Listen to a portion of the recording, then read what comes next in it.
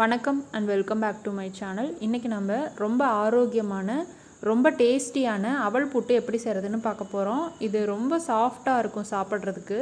இதை நம்ம எப்படி செய்யலாங்கிறத பார்க்கலாம். 1 கப் அளவுக்கு அவல் எடுத்திருக்கேன், வெள்ளை அவல் எடுத்திருக்கேன். நீங்கள் சிவப்பு அவல்லையும் இதே போலையே கூட செஞ்சுக்கலாம். இதை ஒரு 3 நிமிஷத்துக்கு மீடியம் ஃப்ளேமில் வச்சு வறுத்து எடுத்துக்கலாம். இப்போ அடுப்பை ஆஃப் பண்ணிவிட்டு இதை நம்ம ஆற வச்சிடலாம். ஒரு பாத்திரத்தில் அவல் எடுத்த அதே கப்லையே 1 கப் அளவுக்கு தண்ணி சேர்த்துருக்கேன்.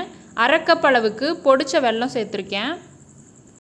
வெல்லம் கரையிற வரைக்கும் அடுப்பில் இருந்தால் போதும். பாகுப்பதமாக காய்ச்சணும் அப்படின்ற அவசியம்லாம் கிடையாது. வெல்லம் நல்லா கரைஞ்சிடுச்சு. இப்போ நான் அடுப்பை ஆஃப் பண்ணிடுறேன். ஆறின அவலை நம்ம மிக்சி ஜாரில் சேர்த்துருக்கோம். இதை நம்ம மணலாக பொடி பண்ணிக்கலாம். ரொம்ப நைஸாலாம் தேவையில்லை, இந்த மாதிரி பொடி பண்ணிக்கிட்டால் போதும். இதை நம்ம ஒரு பாத்திரத்தில் சேர்த்துடலாம். 1 கப் அவலுக்கு 1 கப் தண்ணி தான் மெஷர்மெண்ட்டு. இதில் நான் பொடிச்ச ஏலக்காய் 3 ஏலக்காயை சேர்த்துருக்கேன். இதில் கொஞ்சம் கொஞ்சமாக நம்ம இந்த வெல்லம் தண்ணியை சேர்த்துட்டு கலந்துக்கலாம். வெல்லம் தண்ணி நல்லா ஆறுனதுக்கப்புறம் தான் கிளறணும் அப்படின்லாம் எதுவும் இல்லை. சூடாக இருக்கும் பொழுதே நம்ம ஊற்றி கிளறிக்கலாம். கட்டி இல்லாமல் கொஞ்சம் கொஞ்சமாக ஊற்றி கிளறிக்கலாம்.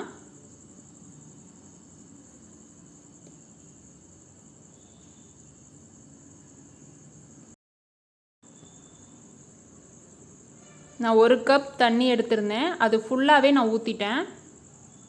இப்போ இதில் 3/4 கப் அளவுக்கு தேங்காய் துருவல் சேர்த்துருக்கேன். அவல் எடுத்த அதே கப்லேயே 3/4 கப் அளவுக்கு தேங்காய் துருவல் சேர்த்துருக்கேன்.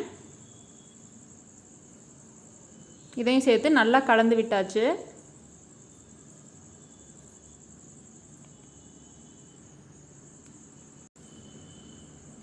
இதில் கட்டிகள் இருந்ததுன்னா கையிலே நம்ம அதை பிசைஞ்சு விட்டுறலாம். இந்த மாதிரி நான் ஒரு கரண்டி எடுத்திருக்கேன். அதில் பிஸ்தா 2 பீஸ் வைக்கிறேன். நீங்கள் பாதாம் கூட வச்சுக்கலாம். இது வெந்து வரும்பொழுது பார்க்குறதுக்கு அழகாக இருக்கும். இப்போ இதில் நம்ம இந்த புட்டு மாவை மேலே சேர்த்துடலாம். மேலே சேர்த்துட்டு இந்த மாதிரி நல்லா ப்ரெஸ் பண்ணிக்கோங்க. இப்போ இதை நம்ம இட்லி தட்டில் சேர்த்துடலாம். இது வெந்து வரும்பொழுது இதே மாதிரி அழகான ஷேப்பில் வரும். பாதாம் பிஸ்தா இந்த மாதிரி எதுவும் இல்லைனாலும் பரவாயில்ல, அடியில் கொஞ்சம் தேங்காய் துருவல் மட்டும் சேர்த்துட்டு நீங்கள் இதே போலயே செஞ்சுக்கலாம். இட்லி பாத்திரத்தில் தண்ணி வச்சுருந்தேன், அது நல்லா கொதித்த பிறகு தான் நான் இட்லி தட்டை வச்சுருக்கேன். இப்போ இதை நம்ம மூடி போட்டுட்டு கரெக்டாக ஒரு 5 நிமிஷம் வேக வச்சா போதும்.